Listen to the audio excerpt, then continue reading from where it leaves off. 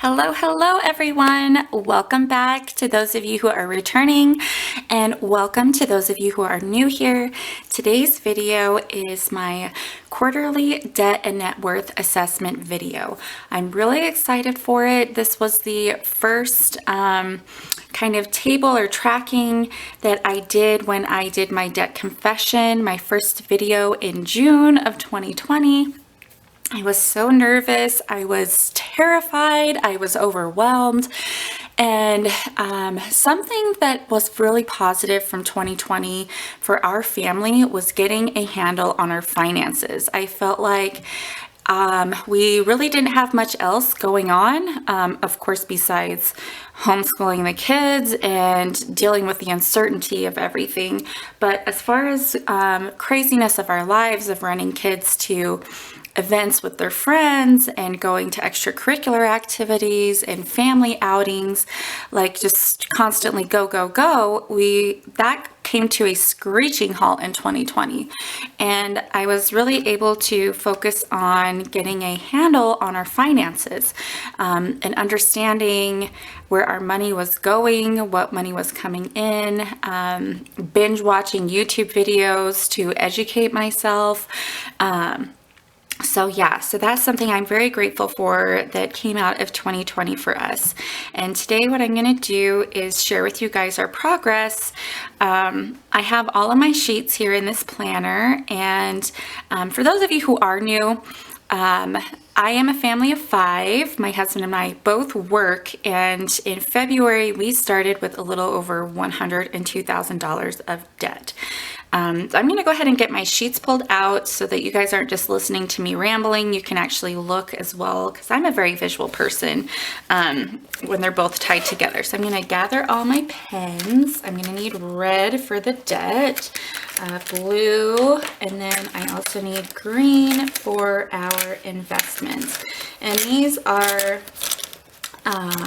Papermate felt tip pens, and I'm left-handed, you guys, and these do not smudge. Like normally with the lefty you have all this, that happens when your hand drags along stuff. That doesn't happen with these, and it's awesome. Okay, so I have my pens. We're going to open, let me move my cute little succulent out of the way. We are going to open here to my net worth stuff. So this was the first table that I filled out on my first ever video. Let me get you guys zoomed in. This was the first ever video I filled out. There wasn't an ending balance because we had just started, but look at all these debts, you guys. There's 1, 2, 3, 4, 5, 6, 7 debts, and they all total to $102,624.11. And I was paying almost $1,900 in just minimum payments. Yeah, and our net worth in February, this was $164,314.78. It was positive, which is a great thing, but look at how full this is. It just blows my mind. I'm like, no wonder I was hyperventilating. And then here was June's. But what I'm going to do a comparison of, this was September, so it's quarterly, so it's every 3 months. But just looking from where we had started for September to now, the number of debts, we had gone, we had our cars, our cell phone, and then this velocity banking strategy, so really just this student loan. And then our net worth was now in the 200,000s, which was awesome. Now what we'll do is I've pre-filled out this net worth table, quarterly debt and net worth table, with our minimum payments, and I've kept track of those. The velocity banking one, the HELOC one, I just left that as a variable, but it was about $1,800 to $1,900 we were paying towards debt. So at a minimum, we should be at least paying about $1,800 to $1,900 every month if we stuck with the snowball method of rolling minimum payments into the next debt focus as you pay off that debt. So we have paid off our timeshare, and security system and student loan 1. The HELOC was one of our first debts that we did pay off, but it's tied into the student loan 2 for the velocity banking strategy. But I've just kept those here. So I'm going to get this pulled out, get you guys more situated, and we'll start plugging in our numbers to see what we've been up to the last 3 months. Okay, so here we are, all up close and personal. So the timeshares stayed paid off. We have our car. That, when we looked in September, was $2,202.43. It has since been paid off. Then we have our cell phones. We had added a gizmo watch to this, but and it's a 0% interest. Just with making our minimum payments, it is now at $495.78. Then there is the home equity line of credit, which is technically tied to this student loan. So this was about $58,000 of student loan 2 that we were paying. And the HELOC is now down to $8,716.31. Now, I did just do my week 1 check-in a couple days ago, and the student loan 2 monthly payment had cleared for January, but this is, and I don't know if I want to really include that amount. I guess I will. Okay, so that came to $39,287.78 that student loan 2 has come down. Okay, now what we'll do is add up how much we have paid this quarter. So we have $495.78, $87.16, $31, $39. It's so weird to just have these few of numbers to add together. Let me just make sure. Okay, so our new balance, this is just crazy, you guys, is $48,499.87. Let's figure out how much we have paid this quarter. And I'm just going to do some reverse math here. So I'm just going to take it away from this 69.10.87. Wow. That is awesome. Okay, we have paid $12,411. It's kind of funny how it ended up being even cents. Okay, so remember I had said that we should pay at least $1,800 to $1,900 a month just from our minimum payments. Let's divide that by 3 and see how much on average we've paid. So we've paid a little over $4,000. If I take the $1,900 from it, we've made an extra $2,200 above and beyond our minimum payments towards our debt on average the last 3 months. That is just blows my mind, because I used to feel like we were always broke, and it was because we were not being intentional with our money. And just with 2020, us figuring out our finances, being able to kind of be laser focused on them, that's really exciting to see. And my word moving into January, I have a word of the month, is commitment, or to remain committed.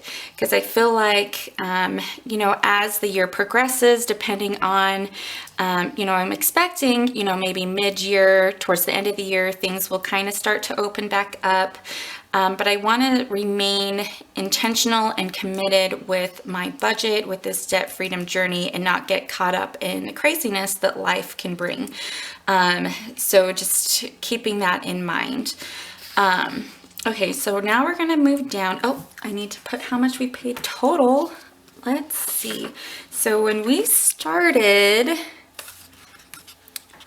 in February, we had the $102,624 54, oh my gosh, you guys, that number is just insane.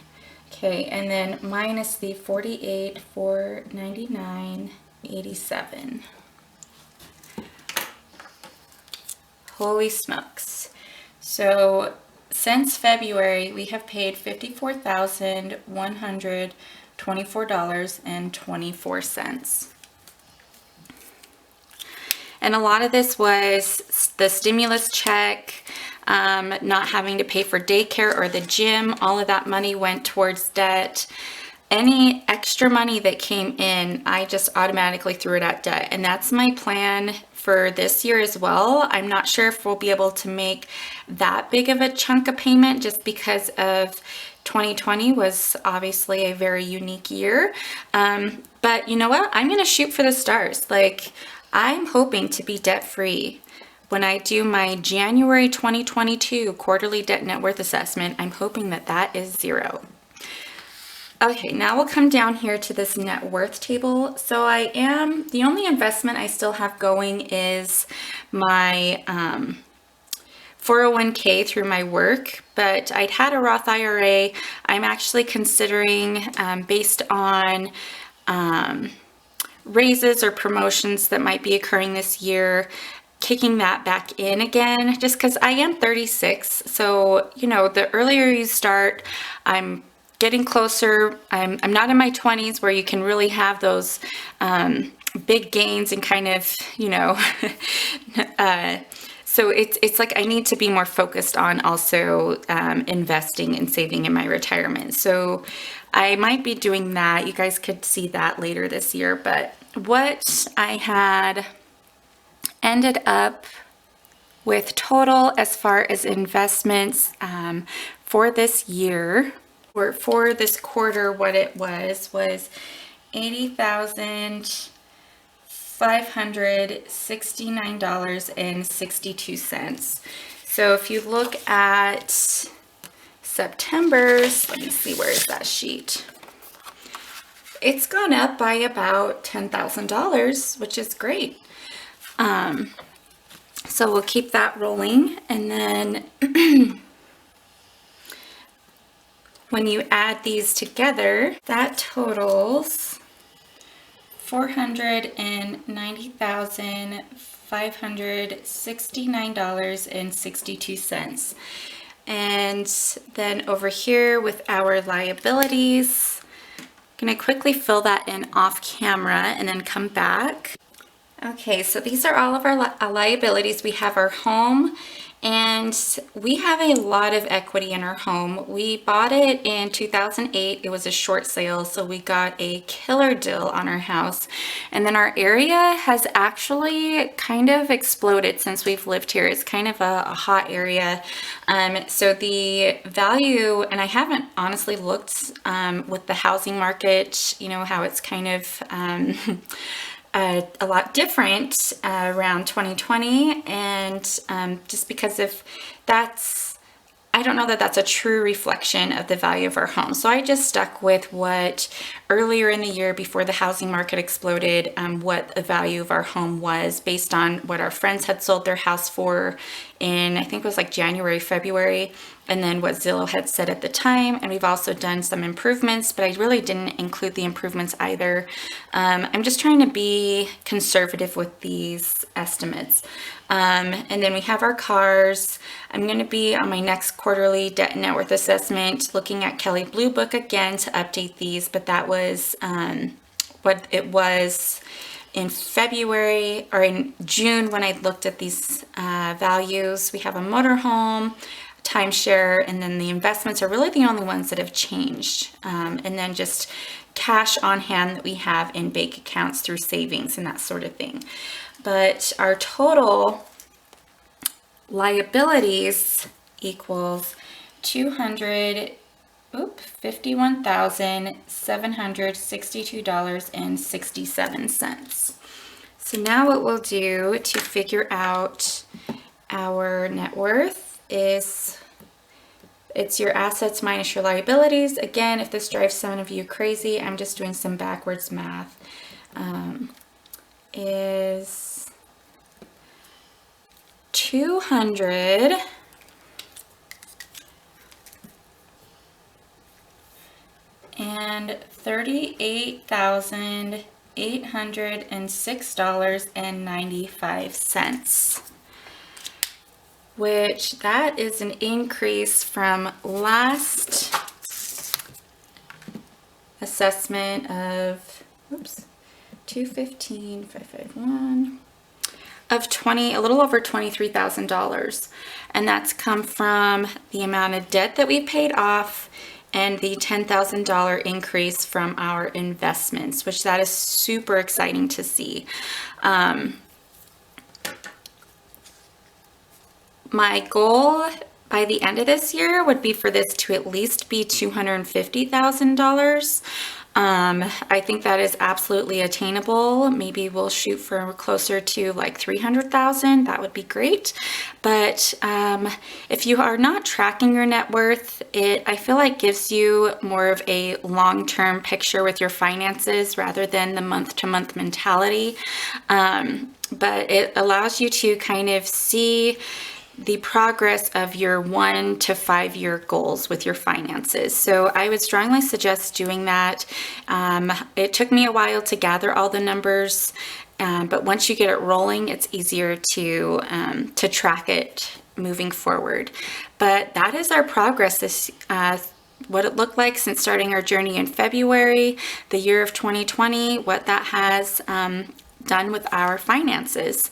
But I hope you guys enjoyed this video, and that will be my last video for this week. Next week I'm going to be doing my week 2 check-in for paycheck number 1 for January, and then also my Velocity Banking monthly check-in for January or December, I suppose. But that is everything for this video. I am so excited to see this progress, is the proof in our work, in our hard work. I would love to hear how your guys' finances have gone for 2020. What were some of your wins? And if you have any questions or anything as well, leave them in the comments below. I would love to hear from you guys. Honestly, with your support is really, I think, how we've made this much progress as well. I have been more accountable, and your guys' words of encouragement have just meant so much to me. So thank you for that. And I'll see you guys next week.